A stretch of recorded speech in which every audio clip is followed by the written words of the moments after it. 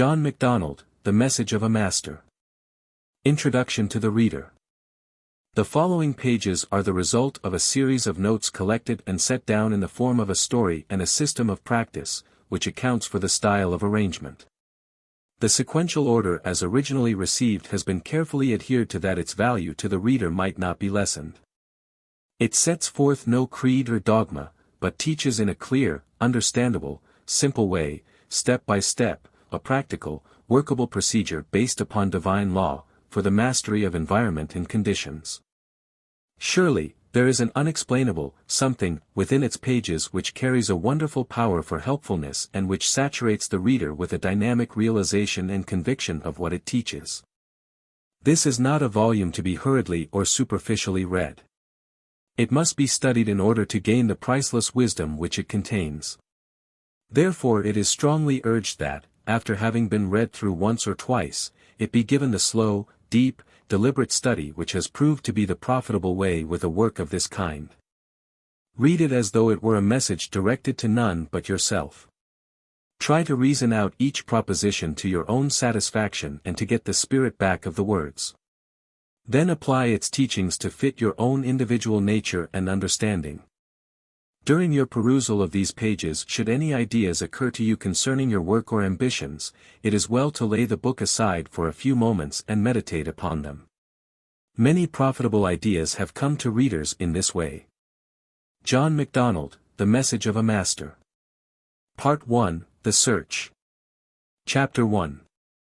Presuming that there are many who are just as skeptical concerning things bordering on the extraordinary as I have been practically all of my life, I offer the following story and system of practice to each reader for what it is worth, with the suggestion that he take it or leave it, just as he sees fit. It was Saturday afternoon and I had returned from a late lunch. The help had left for the day and I was alone.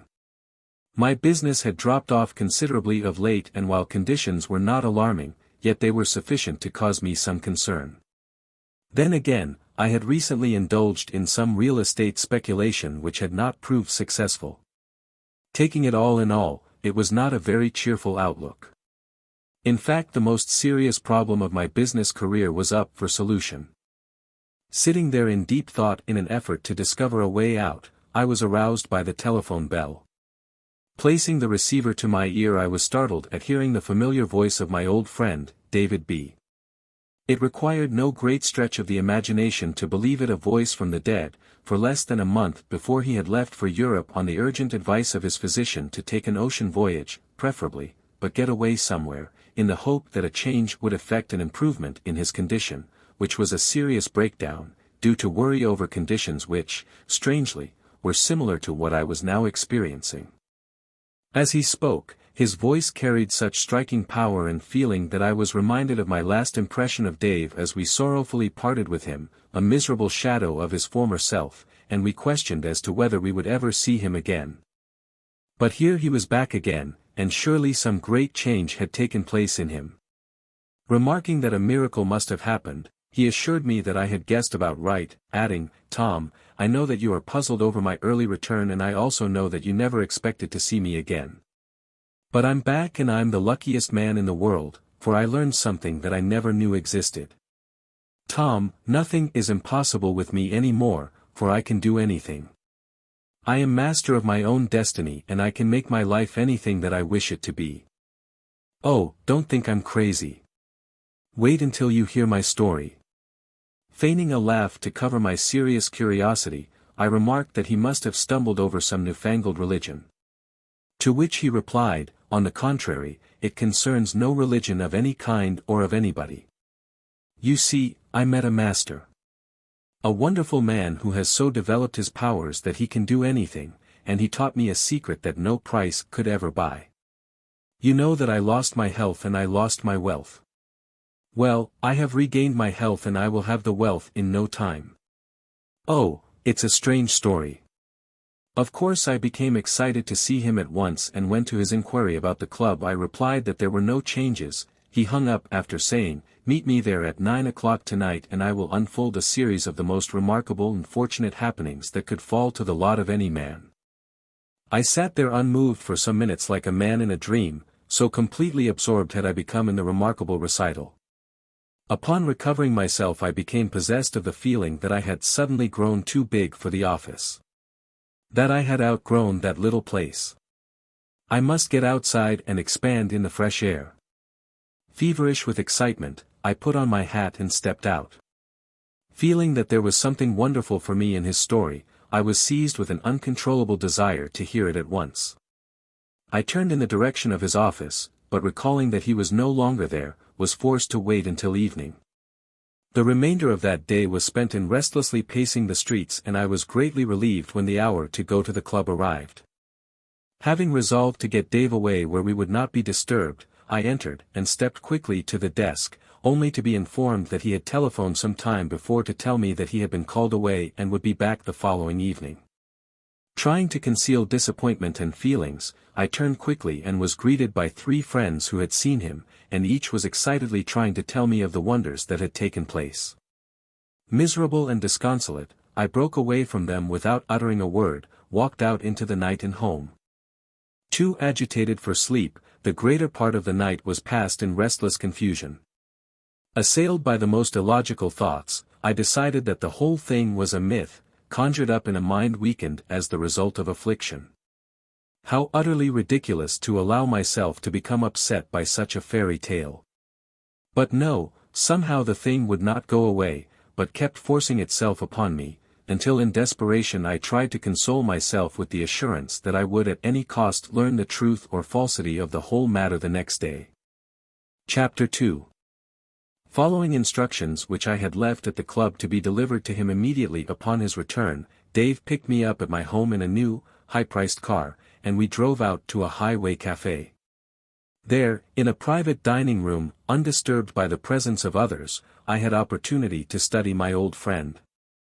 Surely some miraculous change had taken place in him. His countenance allowed with health and vitality, in his calm, poised bearing inspired wonderful admiration and confidence. But while I felt perfectly at ease in his company, I also felt the force of some presence in him that I could neither understand nor describe. Whatever it was, it had the effect of putting one at ease and yet had the tendency to command respect for something one did not understand. While I felt greatly relieved after the excitement of the previous day, yet I found difficulty in concealing the emotions that surged up within me, for I felt satisfied and convinced that he had something that I sorely needed, and I had the strangest fear lest something might occur even then to prevent my getting it. He broke a momentary silence that seemed hours to me by asking, "Tom, do I look any different than the day I left?" I had to admit that he was both a revelation and a mystery to me. He continued, "It was in a theatre in London that I met the man, or the master, as he is called, that I am deeply grateful for the privilege of calling my friend. Tom, you didn't know that I left here determined to end it all. I had made such a mess of my affairs. But I feared to live and I feared to die.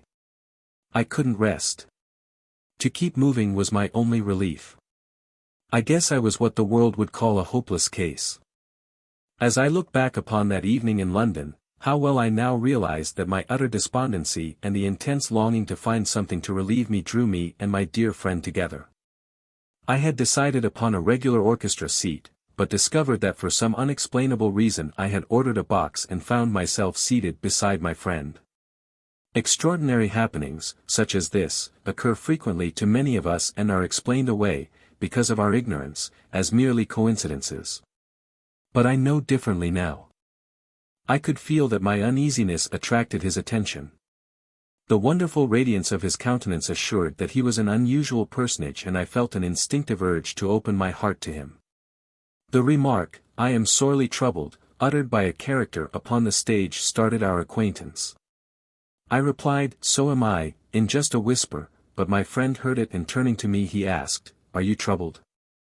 I nodded my head in response, and you may believe me or not, but almost immediately I was at ease. Something seemed to tell me that I had the good fortune of being in the presence of one of those great spiritual people of whom I had read quite a bit in earlier years. I felt convinced that I had met my deliverer, and at the close of the performance was overjoyed at his invitation to accompany him to a nearby café. I noticed that the attention of those in the café was drawn toward him as we entered, and that the management was noticeably respectful and courteous toward him. Having convinced myself that this man possessed some sort of magical power, I determined to ask him all the questions that I could think of and with his permission make notes of his answers. Learning that he was taking steamer for New York the next day, I asked if I might accompany him, to which he assented. At the conclusion of our talk I observed that he merely wrote his initials on the bill, and as we stepped outside to call a cab I questioned him regarding this, and he admitted that he was not known there, as this was his first visit to the place, but he assured me that they would be paid, adding, "I did this to show you that man in his right domain controls every situation." I was still puzzled, but carried the subject no further, hoping that it would all be made plain to me later. That night, as I lay in a doze, the events of the evening kept passing through my mind, and at times I found difficult in realizing that my good fortune was real, rather than the illusion of a dream. That night I had the first peaceful sleep in months. Chapter 3.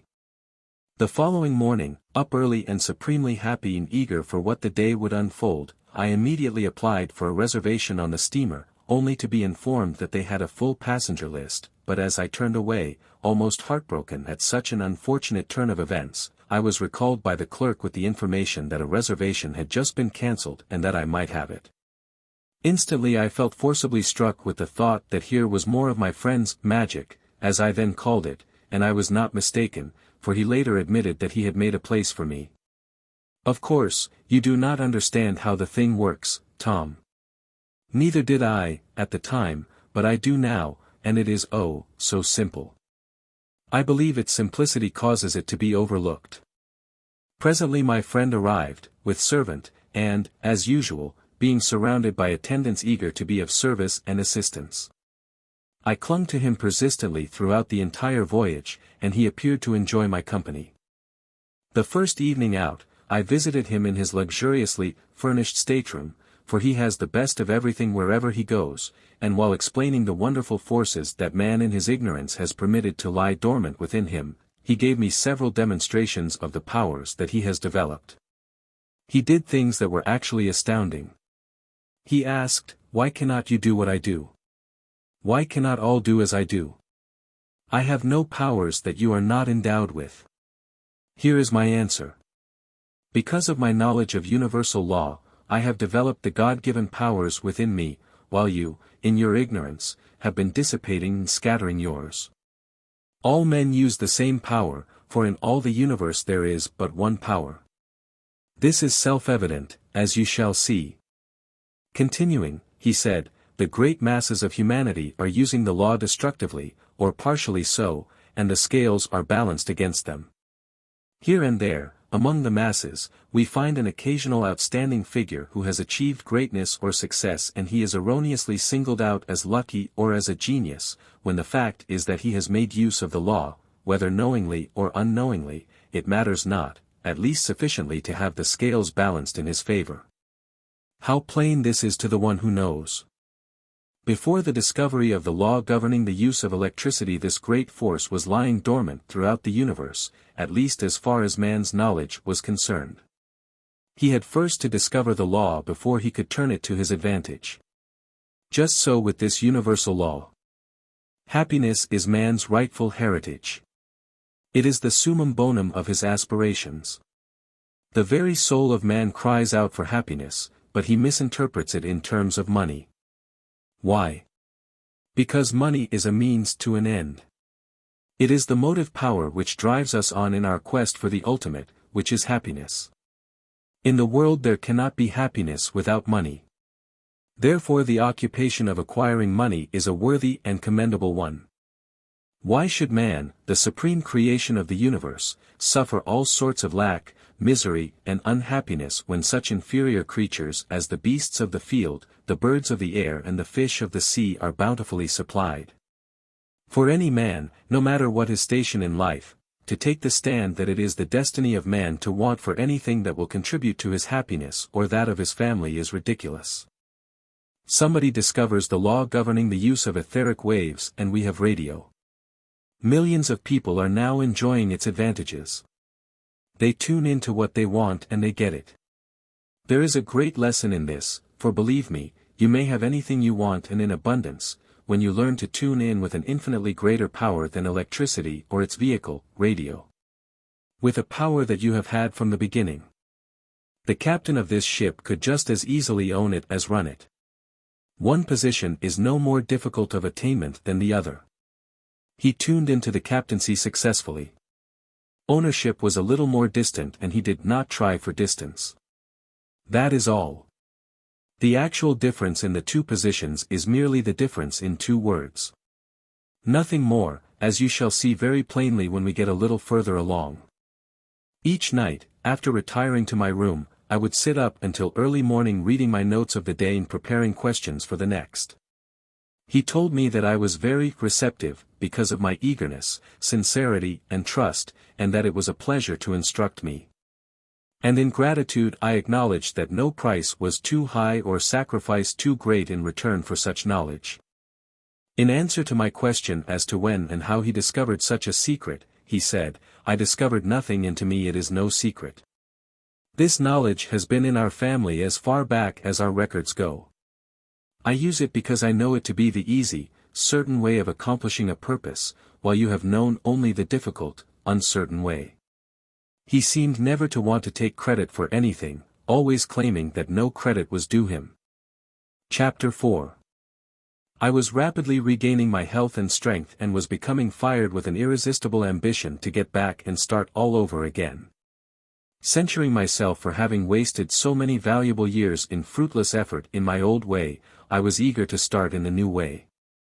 Approaching the end of our voyage and feeling that I was soon to part from my great benefactor, to whom I had become greatly attached and to whom I owed so much, I handed him my card and asked for his, to which he replied, "I have no card, no name, no address. I am like the wind. I come from nowhere and I go everywhere. As for my name, you may call me friend." Saying that I would much prefer to call him master, he replied, "No, no, not master. Just friend. That will do." Glancing at my card, he said, "I turn up at the most unexpected places. I might be out to see you soon. If I do, I will write to you." I shall never forget the parting instructions that he gave me.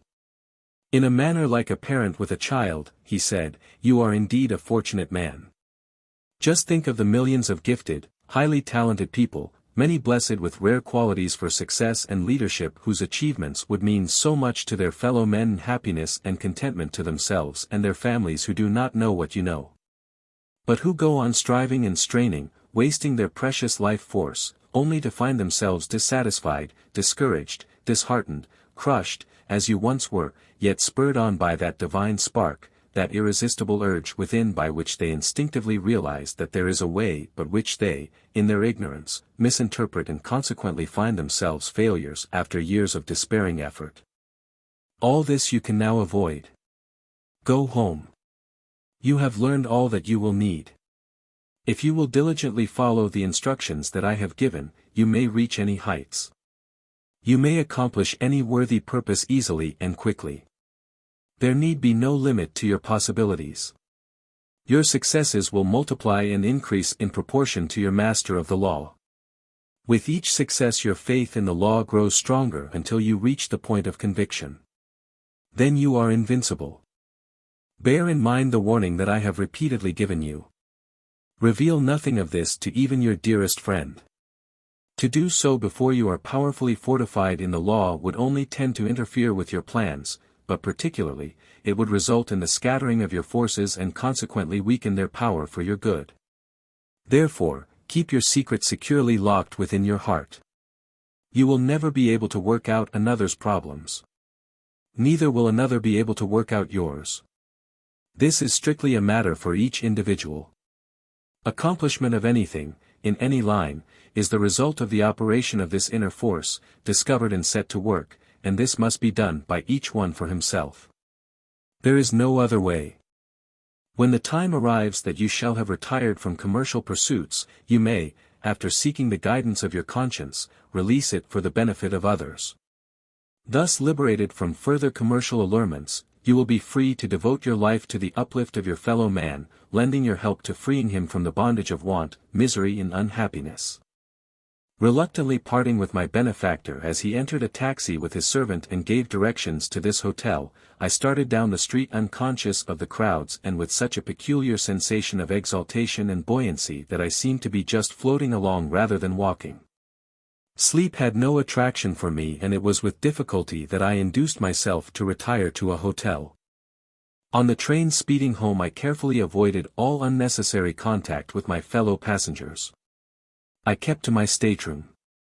Oh, how I wanted to be alone and to think. I could not think of sparing any of my precious time for worthless, idle conversation and gossip. How useless it seemed to me now, when there was so compelling purpose to try out my new teaching and not another day could be wasted. Nothing else interested me and nothing else mattered. There you have as much of my story as I am at liberty to reveal at this time, and I give you this much in the hope that it will encourage you to such an extent that you will consider any personal sacrifice well worth the price of such knowledge. For years I have been blindly seeking what I never imagined existed, and now that I have it, no fortune is large enough to buy it. Noticing upon me the appalling effect of his inability to enlighten me further, Dave attempted to ease my feelings with the assurance that he would see that I got in touch with the master upon his arrival. This only intensified my determination as I excitedly exclaimed, "I'll never wait for an arrival that might never occur. By the gods, I'll find him if you will give me the name of his hotel." So different from his former excitable nature, he remained calm and poised as he replied that he had not overheard the name. Chapter 5. There was nothing for me to do now but settle down as best I could to impatiently waiting and hoping while he immediately plunged into his former occupation, that of operating in the market. Because of his secretiveness we knew little of his affairs, although we met him a few times at the club. On such occasions, none of you seemed to have the courage to question him regarding himself, and he talked on every subject but that. However, it was but a short time until his activities reached such proportions that he was compelled to carry on his operations to some extent through a few of his close friends, including myself. It was then that I learned in part the magnitude of them. Fearing that such successes could not last, I attempted to advise greater caution, warning him that some day his bubble would burst, and then where would he be? With a quick turn toward me, and with his characteristic dominant expression, he replied, "Tom, you need have no concern about my welfare. I operate according to definite unerring law. If you want to get the square feet contained in this room, you would get the 2 dimensions, and following a process laid down by the law mathematics, you would arrive at a definite result. You would be certain of the success of the process from the beginning. Just so with my work. I know the outcome before I start." That was the last mention I ever made to him of his affairs, and he never referred to them. There seemed to be no stopping to him, for he went on from one success to another. His perpetual energy and vitality seemed to never lay, and the dynamic force with which he seemed to dominate every situation and overwhelm all opposition to his progress was actually superhuman. At the few social gatherings which he attended, his magnetic personality and the mystery with which his name was associated made him the center of attention. Because of his desire to avoid notice, I saw little of him for some time, and hearing no news of the master, I had just about become resigned to my fate when one day his secretary telephoned that there was a letter at his office which would interest me. Hurrying over, I was handed a letter, written on the stationery of a prominent hotel and addressed to him, which read, "Detained by important affairs. Regret to have to forego a visit with you this time." And signed, "Your friend." At last my chance had come. The hotel was my only clue, but it was enough. Hastily getting my 3 interested associates together, we left, and that evening found us speeding eastward in our quest of the master and its secret. Entering the hotel, upon our arrival, I went direct to the manager and informed him of our mission. He knew immediately and told me that because of the many visitors who were crowding the master he had departed, leaving no address. He had no further information to give us. Again I was thoroughly disheartened. Was I ever to learn that secret? I really believed that I was not. However, we got a good description of him and decided to continue our search. We separated in order to work more effectively, but our search was without success until the night of the 5th day. I sat alone in the lobby of our hotel that night after my associates had retired, following an hour of argument in an effort to persuade me to return home. I decided that I would not give up.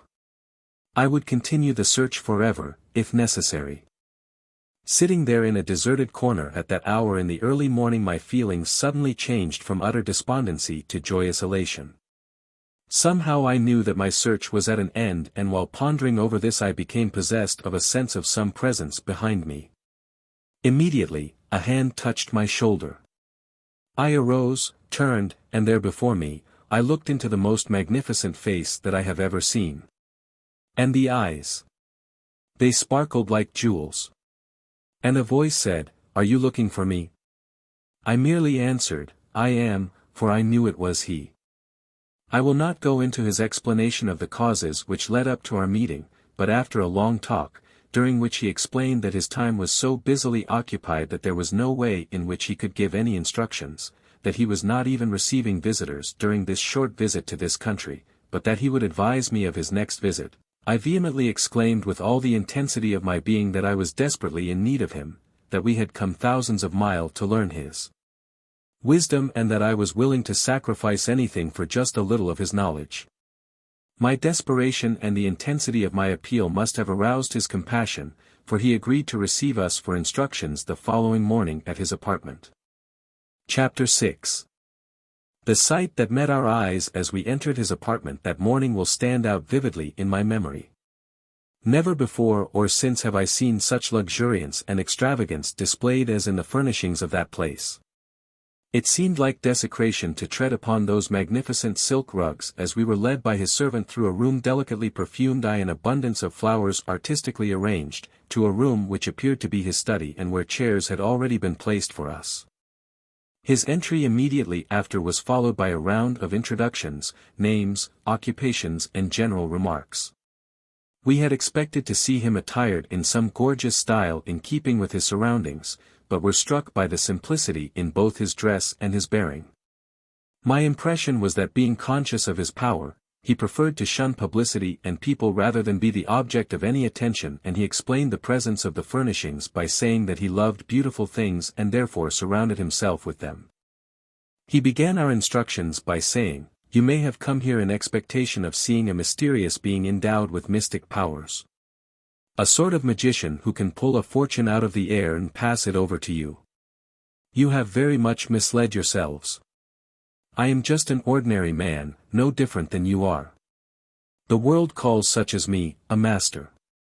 And so I am, but only in the sense that I have learned how to master environment and conditions. That I have developed in me the powers that abide alike in all of us, and that I am more nearly living life as it should be lived. I realize that you have come here because of your faith in me and that you look upon me somewhat as an exalted personality. But in order that you may gain the greatest benefit from these teachings, I will ask that you wipe out any impression that you may have of me as a personality. I assure you that I am worthy of no honor or homage. I am just a human like yourself. I am not a superior being.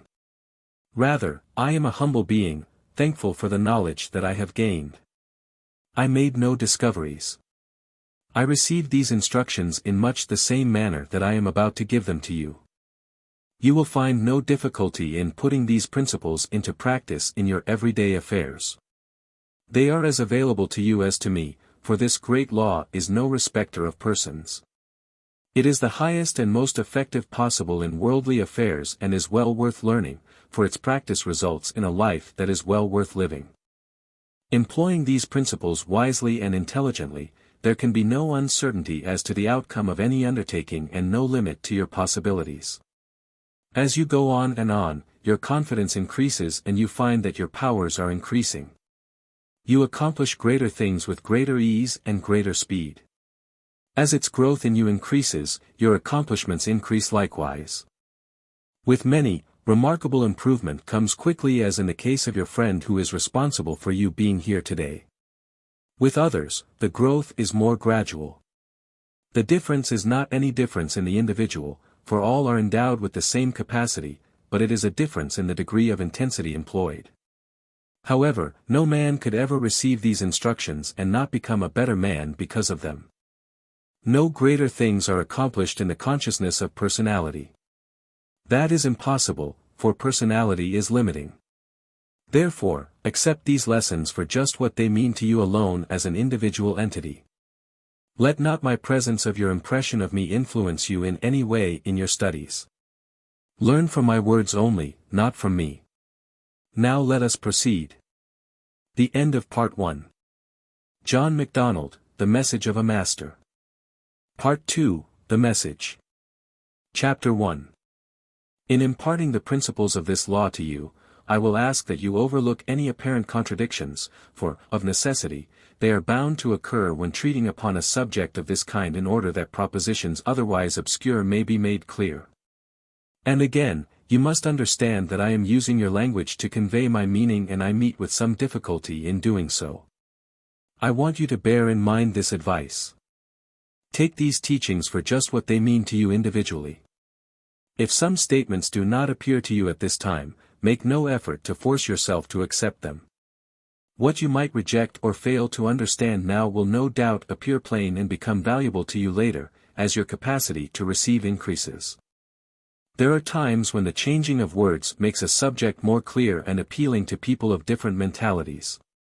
Therefore, if you find that the replacing of my words for your own at times makes any statement clearer or seems to fit in with your particular mental makeup or belief, you may do so, freely.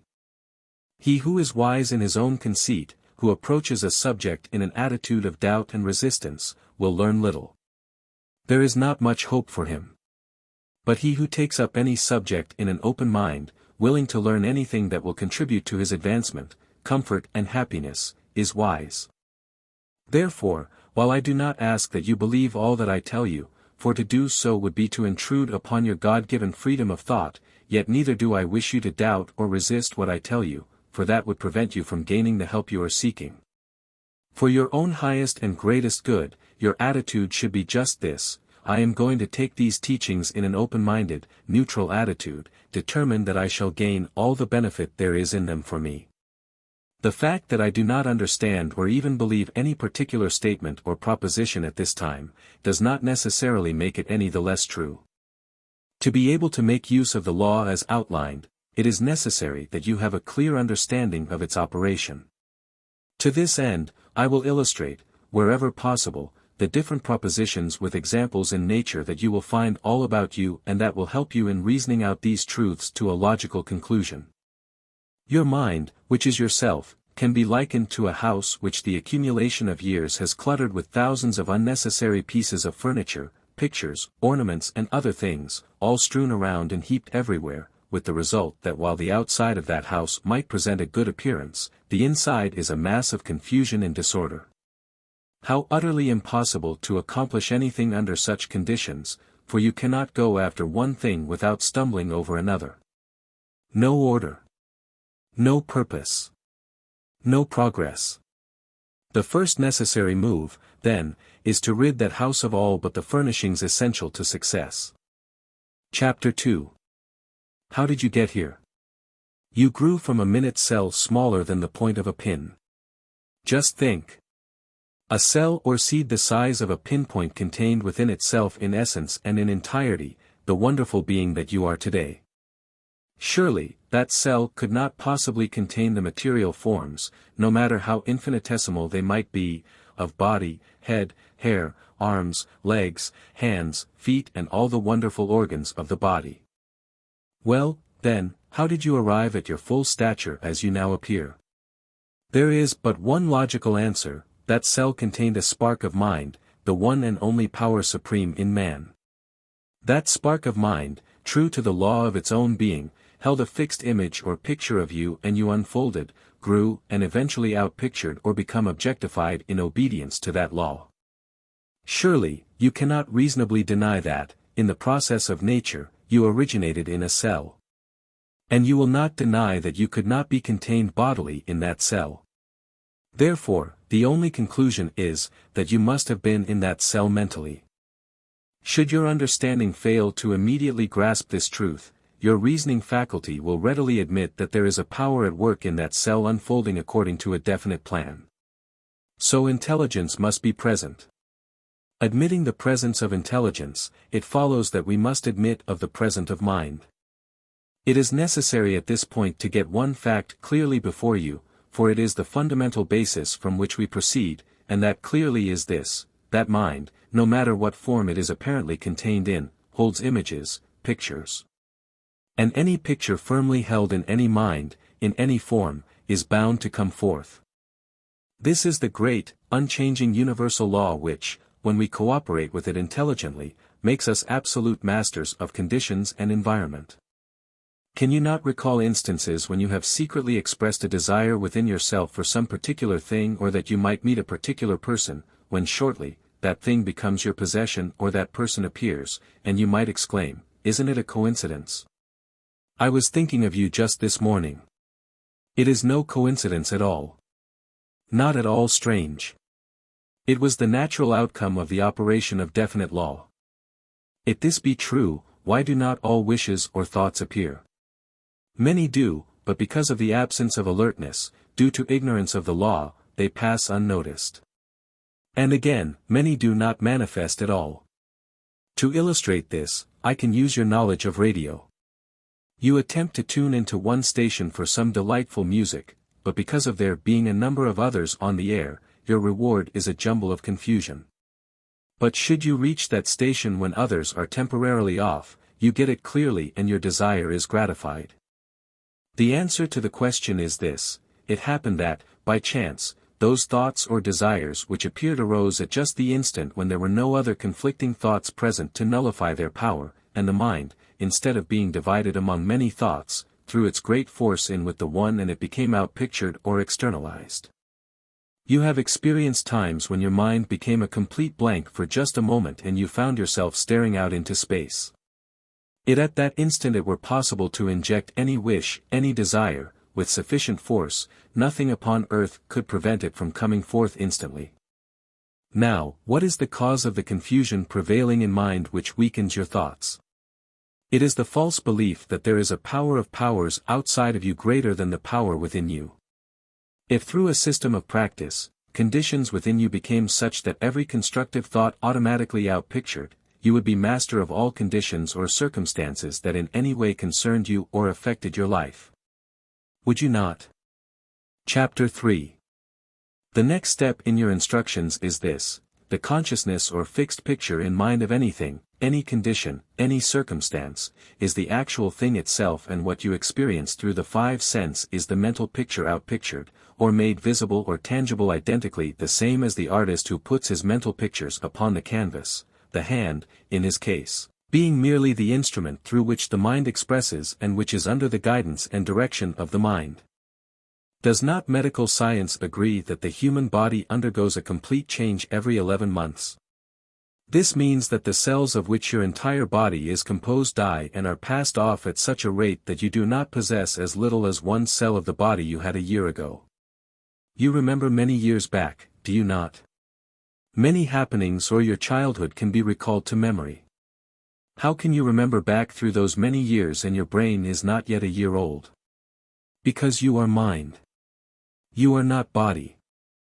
As an individual entity, functioning in an individual sphere, which is true of each one of us, you are all-powerful mind and your body is the vehicle through which you function. You are master and your body is your servant. It is your instrument of expression. That is all. Now, which is the real body, the one that remains pictured or imaged forever in mind as long as you exist here, or the one that decays in its entirety and passes into the earth every 11 months? And which are the real things, those things imaged or pictured in mind, or those things seen in the outer and which disintegrate after a short existence? Right here I do not wish to have you misled into the impression that the outer is of little or no importance in human achievement, but it is only secondary, while a fundamental knowledge of the operation of mind is of primary importance to you at the start. I wish it were possible to explain, so that you might understand, the process by which a picture in mind becomes objectified, but it would require hours to even make an effort in this direction, and then I might only confuse you. For words are feeble things when one attempts to explain these deeper things of universal law. One really must gradually and patiently advance up to and into them to understand. However, it is not necessary to know this in order to use the law any more than it is necessary to know the law by which the sun's rays are transmitted to earth in order to enjoy them. You have faith in my sincerity of purpose. Very well, place the same amount of faith in the power of this law and anything you undertake will be possible of accomplishment. Let us get on to the next step. Chapter 4. You may have heard it said that there are many minds, but such a statement is merely an idiom. There is nothing in science or reality to support such a predicate. There is but one mind, as there is but one electricity, one air or atmosphere. The many minds referred to are but a multiplicity of expressions of the one. We use mind as we use air or electricity, as our individual needs require.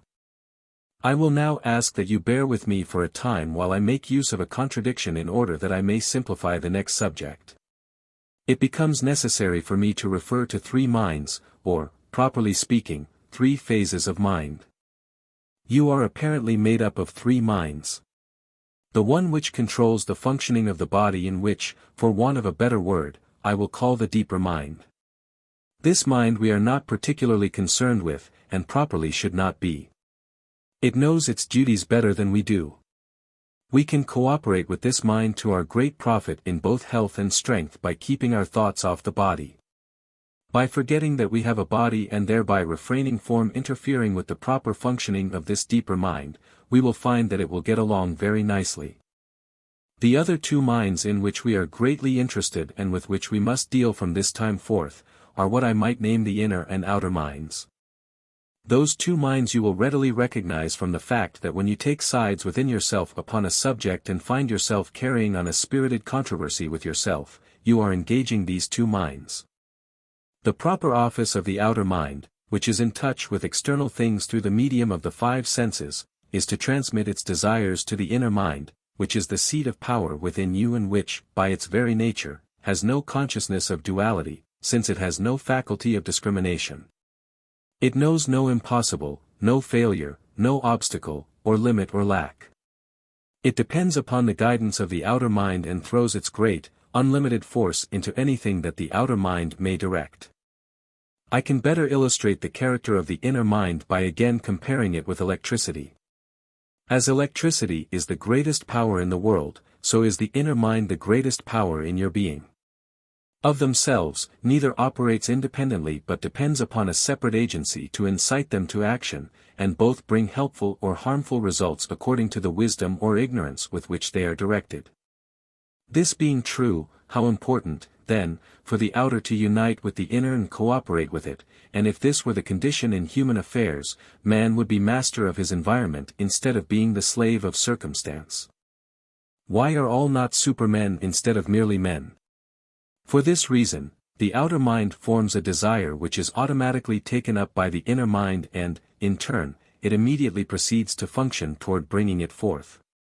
It scarcely has time to turn its great force in that direction before the outer has found a new fancy or has conjured up illusionary obstacles, and the inner, not being on the surface, not in contact with outer things and consequently dependent upon the outer for guidance, is forced to again divert its power. And thus it goes, on and on, like leaks in a steam pipe, scattering its wonderful power everywhere but getting nowhere. Why is the inner mind thus thwarted in every move it makes toward accomplishment?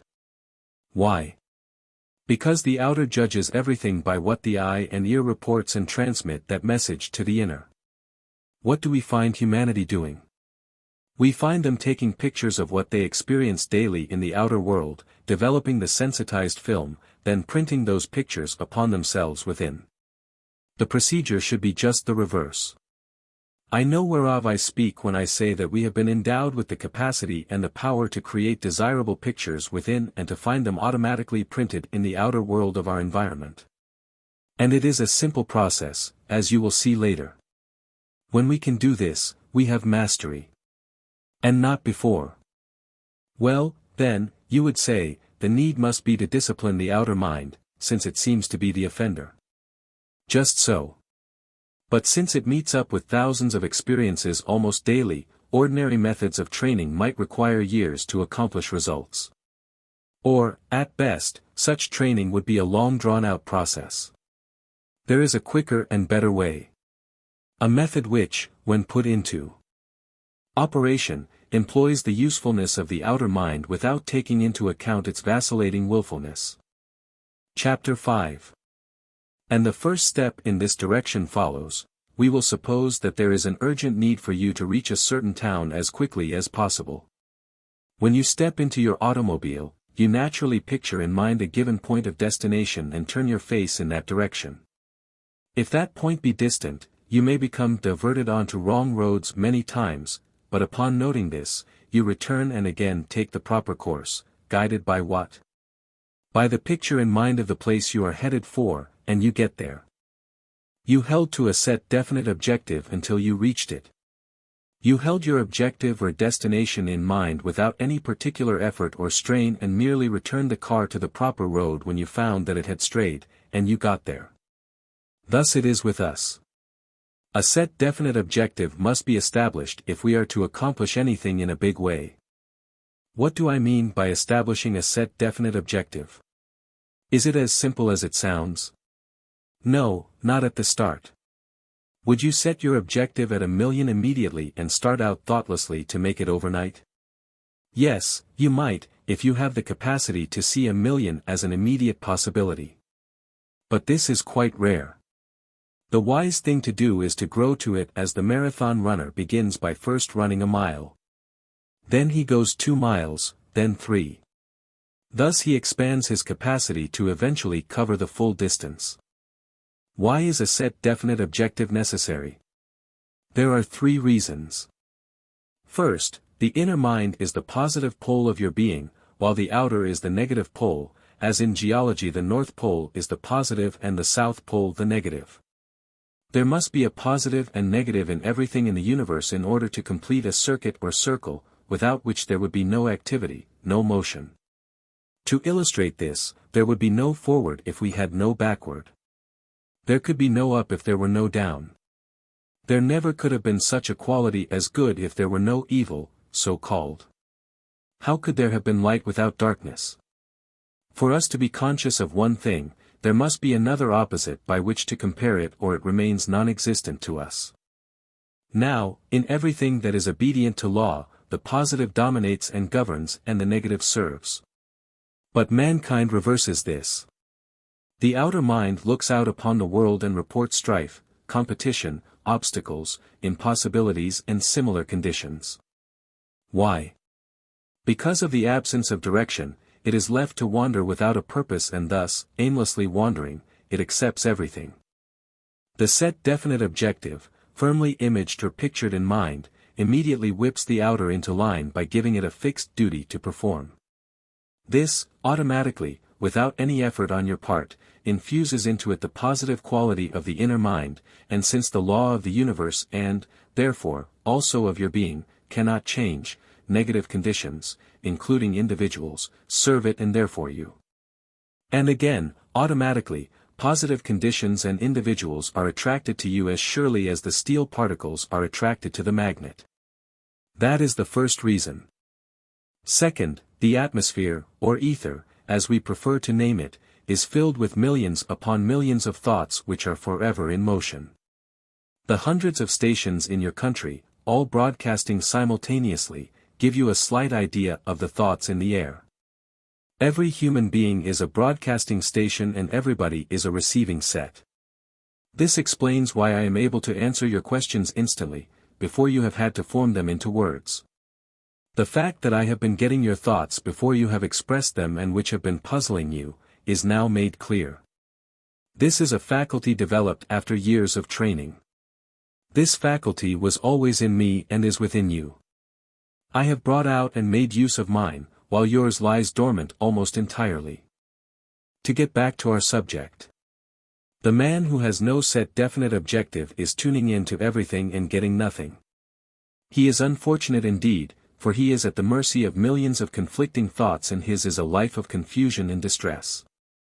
Some of those in my work have so perfected themselves that they are able to see these thoughts by virtue of the same law developed in themselves, by which you will soon by enjoying motion pictures transmitted to you over the radio. Therefore, we know what we are talking about when we speak of the chaos of thoughts in the air.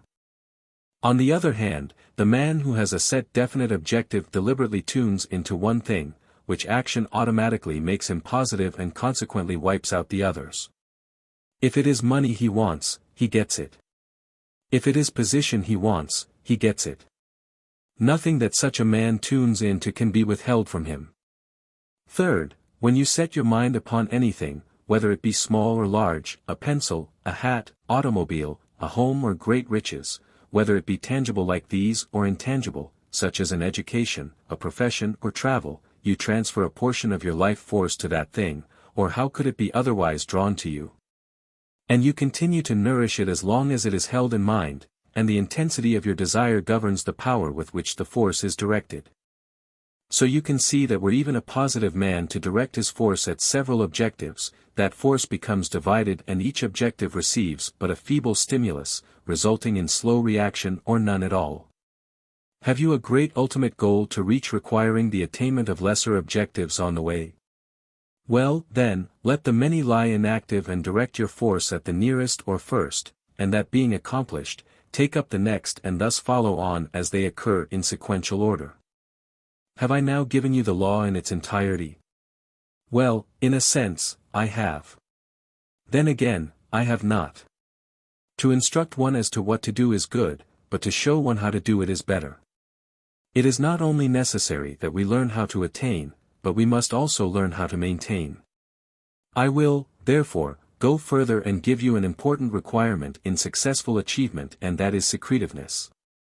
Chapter 6. Before I explain the value of secretiveness, I will have to change from our subject at hand for a while. When you declare, I am, I will, I did, you are making a most mighty and profound utterance. There are very few who realize the power released when the I is expressed. Hear the great proclamation, I am that I am, from the lips of the prophet, which has lived and rung out down the ages and which, when understood, unites each one with that impersonal, universal power. The body you have is personal, but the I you express is universal, for in all the universe there is but one I, as in all the universe there is but one figure, one. The other figure, 7, for instance, is the one repeated so many times. It is the understanding of those in my work that the I is the root from which the figure, 1, has sprung. From what I have said, you should be able to see this, that when you work in the to me, consciousness, outer mind, you are working from the personal, limited standpoint. When you work in the I, consciousness, inner mind, you invoke and receive the help of the impersonal, unlimited resources of the universe. Well, you ask, how am I to arrive at this state? Easily, I will say. For by merely following the system of practice that I am outlining, you naturally gravitate into it unknowingly. Now listen attentively, if there is but one I and you cannot express yourself without using it, it follows that as far as you individually are concerned, there must be but one you. You do not get this clearly. Well, did you ever apply the pronoun I to any other human being? Of course you did not. You could not. You might say, he, she, they, you, we, but never, I. For there is but one I and that is you. And I say there is but one you. Yes, applied individually, there is but one you. We will suppose that through a slight accident, you were to be rendered unconscious for 5 minutes. During that period, the world would cease to exist. It would be absolutely wiped out. But, you will say, it would go on just the same. Yes, but without your consciousness of it, it is non-existent. Proving that there is but one you. Since the great and mighty I is, when expressed individually, none other than yourself, you can see what power you have at your command. You can see what a wonderful being you are. You can see that you are now a master, not yet developed perhaps, but the qualities are there awaiting unfoldment in use. If you do not clearly understand what I have just given, pass it by for this time and let us go on to the next.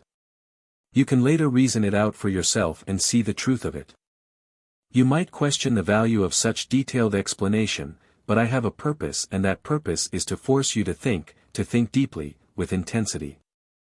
Right here I would not have you confuse the word intensity with tenseness. Tenseness implies mental strain and arises out of fear and anxiety. It is destructive to both mind and body. My use of intensity here suggests mental force or power, and its results are constructive.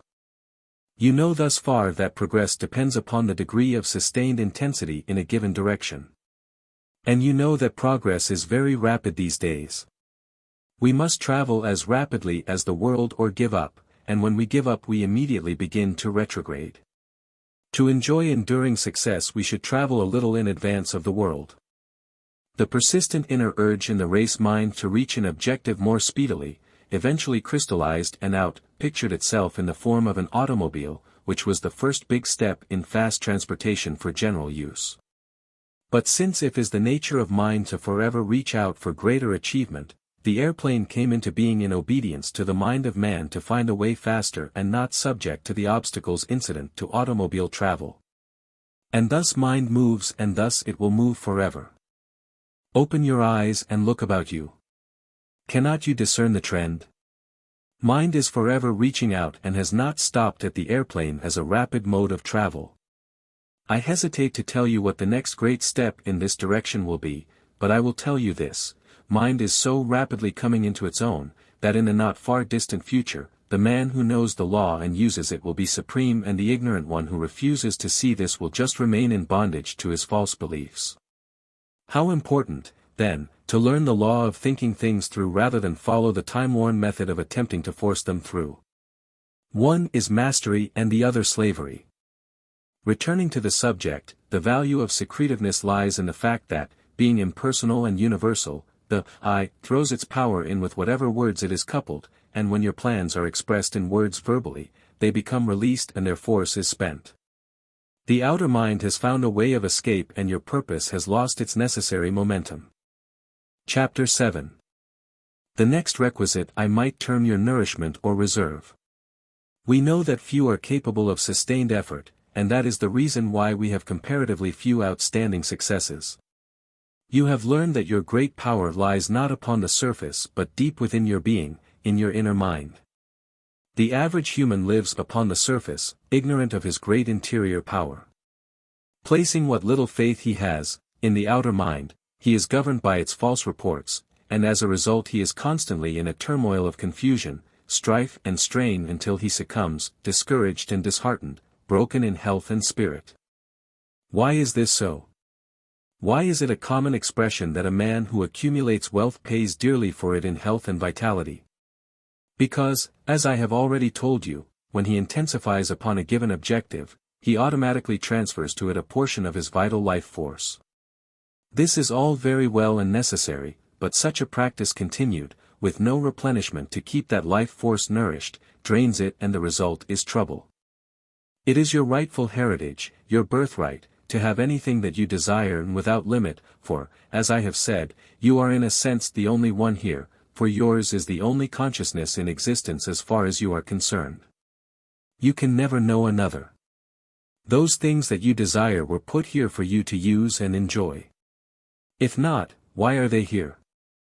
And since only you can be conscious of your own individual desires, those things were placed here specifically for you. Yes, you may have riches and position and with them health and happiness, when you know the law of your being and cooperate with it. I have no patience with the one who proclaims that poverty is a blessing. Poverty is the greatest curse upon earth. The one who preaches such a doctrine is untrue to himself, for, while such remarks are proceeding from his lips, the desire for the good things of life is gnawing at his heart. Knowing so well that each individual, being differently constituted, given the fundamental principles of the law, will each work it out somewhat differently, accordingly to his own particular inherent nature, I have purposely avoided referring to my method, so that you might have your entire freedom of interpretation and decision. But since I feel prompted to do so, I will give you a hint of how I work, advising that you let this not influence or change you in your method, because of it having come from me. You cannot attain dominion patterning after another, or following custom or tradition. Sheep and plotters do that. Masters and leaders never do. A painting would be a dull, uninteresting thing were the artist, in featuring a great oak tree, to fail to include its natural surroundings of grass, brush, flowers, leaves, and possibly sky and clouds. The true artist creates a faithful reproduction. Our methods are similar. While he places his upon the canvas, I place mine within. He places the oak upon the canvas and gives it its natural surroundings. I do the same.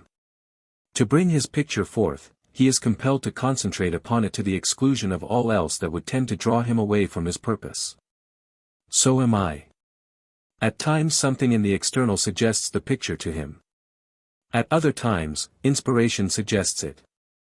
It is the same with me. 100 things in a day may come up to distract him and attempt to draw him away, but with his picture uppermost, he does not resist those distractions, but gives them their due attention and returns to the picture. Just so with me. His picture completed, he begins another. I also do. For I am never consciously, mentally inactive. Inactivity is retrogression. Should I desire the presence of my servant at this moment, I would see him before me in my mind picture surrounded by what is within my vision here and shortly the picture out pictures. Were I to desire wealth, I would surround that picture with all of wealth's natural accompaniments of conditions and possessions that would instinctively present themselves for inclusion. I would get my suggestions, if necessary, from the out-picturing or externalized picture of another success. I would go about my duties as usual. It matters little what I appear to be doing in the outer. It matters much what I am doing within. If I were a beginner and desired, for instance, a new automobile or home, I would select a picture in colors of the one or closely resembling the one I desired, from a trade or home periodical, and place it where it would meet my eyes frequently. This would tend to hold the outer mind in line and hasten the out-picturing of my idea. Chapter 8. I will now give you a list of powerful words which will not only tend to keep the life force nourished, but also to bear you up, sustain and carry you through whenever the strength each particular word creates, is needed. Concentration. Peace. Poise. Harmony. Goodwill. Non-resistance. Justice. Freedom. Guidance. Wisdom. Understanding. Inspiration. Intelligence. Memory. Law and order. Faith. Confidence. Spirit. Health. Strength. Energy. Activity. Vitality. Power. Life. Youth. Success. Happiness. Alertness. Resourcefulness. Persistence. Purpose.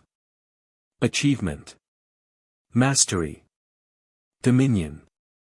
After the day's activities devoted to your ordinary duties and affairs and the consequent devitalization of your life force, more or less, it is well to set apart an hour or half-hour, as your judgment might dictate, each evening when you can be alone and undisturbed, and in the quiet and stillness of your own being, take each word separately down the list, or if you feel so disposed, select such words from the list as you feel your particular needs require at the time. Firmly impress your being with each word and at the same time, interpreting its meaning and its effect upon you, not necessarily in the terms of its generally accepted meaning, but strictly as it appeals to you. Although I am continuing impressing you with the fact that you are the I, the power in your world, and that you are to stand upon your own 2 feet firmly and live it, not particularly display it, but live it, great characters shrink from display and publicity because of the littleness of it. Yet I do not advise that the declaration, I am, be used in connection with these words unless you are at the time in a positive frame of mind, unless you have a full conviction of what you are repeating. To declare, for example, I am power, lays the inner mind open to attack from the outer in the form of denial or doubt. Whereas, when the words only are repeated, they do not take upon themselves the nature of declaration, and consequently the outer mind has not been given the opportunity to become aroused in opposition. To simplify explanation of your right attitude during this practice, I might say that keeping your thoughts off the body and off external affairs and things, automatically places you in the ideal mood. Of course, the outer mind will wander and bring up hundreds of things, hundreds of times, but like the automobile that I mentioned becoming diverted onto the wrong road, you bring it back and bring it back, each time setting it on the right road. This wandering propensity of the outer mind will gradually lessen during these periods and you will find yourself becoming a master of concentration. There should be no strain, striving, anxiety or concern connected with this practice. You devote each evening, unless otherwise taken up by occasional business, social or family duties, to allowing these words to sink in and penetrate your being, and like drops of pure water entering a vessel of impure water, drop by drop the non-essentials are forced out and the essentials remain. These powerful words, acting upon you, your being, in the same way that food does upon your body, automatically find their own needed places and uses within, in the same manner as do the elements in the food which you eat, and you should not look for results from this practice any more than you look for results from what you eat daily. You are to practice this system every evening as regularly and diligently as your affairs will permit and then forget them entirely until the next evening. They will be doing their work below the surface unknown to you, but their effects will show forth in you and your affairs. Chapter 9. Approaching the close of your instructions, I believe it well to outline an example of procedure for you. Since, as I have previously said, words are often so inadequate to convey the proper meaning when dealing with a subject of this kind, I will approach facts from different angles for better elucidation. Here is an example: invoking the aid of this law, neither money, friends or influence are necessary to the attainment of whatever your heart is set upon. Whether you are a banker, a clerk or a bootblack, it is no respecter of person or position. Whether your ambition lies in direct line with the position you are now occupying, or whether it necessitates an entire change from what you are doing. You may have no definite plan in life except the fact that you want to get ahead. Since all the desire in the world will get you nowhere, it becomes necessary that a definite objective be first arrived at and then firmly established within. After intelligent deliberation you decide upon one supreme goal. It is distant, perhaps, but the glorious assurance is that it can be attained. What is your first step? If a banker or merchant, is it a definite increase in volume monthly? Or, if an employee, is it a position above? There, you have your first and nearest objective in the direction of your supreme objective. When the first objective is reached, what then? Set another one beyond that, immediately. Why? Because the peculiar nature of the outer mind is to drop back into inertia after being forced through to an objective. You can imagine the outer mind reflecting something after this fashion: well, I have been mercilessly whipped about and forced through to that thing, but I reached it and now I will have a rest. And your answer will be, no rest for you, for I have already started you upon another. Because, once having attained that valuable momentum, maintain it. Cling to it. And as the momentum increases, the steps in your progress become more rapid, until eventually it will be possible to reach an objective almost immediately, as is the practice of those in my work. The course followed in bringing forth your objective can be likened exactly to the process that takes place in a seed. Being fixed in the darkness of the soil, it proceeds to express or outpicture the exact picture held within its life cell and, in obedience to law, it sends up a shoot seeking the light. At the same time, it sends down roots seeking nourishment. If, on the way up, that shoot encounters obstacles in any form, it does not attempt to force them out of its way. It travels around them. If the roots fail to find the required nourishment, it withers away. If all goes well, it blossoms forth and, having reached its goal, a seed is again dropped and the process repeated. Bear in mind that the actual process takes place in darkness, beneath the surface. Thus it is with us. That is where all great and important ideas are developed. Now, are you going to cast glances out of the corner of your eye to see how the thing is proceeding? Are you going to set to wondering how the thing works, or if it really is working? Not at all. You set the objective. You therefore planted the seed. You would not dig up a seed in your garden to see if it were sprouting. You planted and watered it and are satisfied that, according to the law of its being, it will come forth. Likewise, nothing upon earth can prevent your objective from becoming externalized, because nothing in the world can nullify universal law. You plant the seed idea. You hold it there. You nourish it. You have done your part. Trust the law to do its part. Will you encounter resistance? Oh, yes. Your activity creates it. Why? Because action requires reaction to support it. Resistance is the negative pole of action or activity, the positive pole as you have already heard, and you need both. If there were no resistance, action would be non-existent. It is resistance that keeps the airplane soaring. Without resistance, it could not fly. Neither could the birds, or the fish swim, or you walk. As the power of the engine increases, the greater the momentum of the airplane and the greater the resistance necessary to support it. The greater the momentum, the greater the altitude or height possible to attain.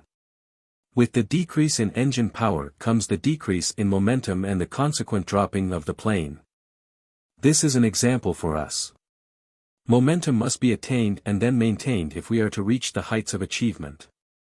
And the work is delightful after the apparent difficult of the first steps are passed. For there is nothing more joyous than the satisfaction of having achieved something worthwhile. Are you to recognize resistance in any guise? No. For, if you recognize it as a power opposed to your progress, you are resisting it, therefore you automatically acknowledge it as a power greater than you, for no lesser power can retard the progress of a greater one. That is plain. And going further, remember this great truth: whoever or whatever you resist, be it in thought, word or action, be it in the form of criticism, envy, jealousy, hatred or otherwise, you must assuredly help, and you weaken yourself proportionately. Why? Because you have deliberately taken a portion of your precious life force so necessary to your progress, and transferred it to that person or thing. Have you not witnessed the case at times, of one becoming exhausted after a fit of rage over another? Exhaustion is depletion. And to deplete means to empty. Something went out. Yes, to the other person to his profit and the other's loss. This is an example of the transfer of life force in a violent form. You are very fortunate in having learned this wisdom. Now, by all means, practice it. Chapter 10. What then should be your daily attitude? What is the attitude of the wind as it speeds on its way to its destination? It yields recognition to neither person, place or thing as having any power to hinder it. The harm or help it gives is measured only by the welfare of the particular one it affects. It is aware of causing neither harmful nor helpful results, for it is impersonal. The sun shines, Rani falls and the wind blows upon all alike. They choose no particular persons or things to help or harm. There is your lesson. You are not to be consciously aware of resisting or harming anyone in your way as you speed along to your goal. Those who attempt to hinder you are helping you and should be considered your friends. This is the wisdom of the highest order. Keeping the secret of your aspirations locked securely within you sets up antagonism in the outer mind, for due to its nature, it rebels against discipline and subjugation. That evident weakness which stifled your great ambitions in the past is an illustration of the nature of this outer mind. That is its habitual trait. Seeing that it is about to be deprived of its wanton freedom, it will, like a wild bull in a stockade, seek to escape by every means except the way that you have provided. I am warning you. It will bring up every sort of argument to bear upon the futility of your purpose. It will tempt you to mention your plans and ambitions to others, to slow up in your activity, to doubt the power of the law operating in your behalf. It will try every known conceivable way to thwart you. And your answer to all this will be, obey. I am master here. Stand as master of your own being and hold your course steadfast to the goal. You may be led through strange places and take circuitous routes at times, but let that not disturb you. With the wisdom of the inner mind at the helm, you are being led the quickest way, although it might appear to be the longest.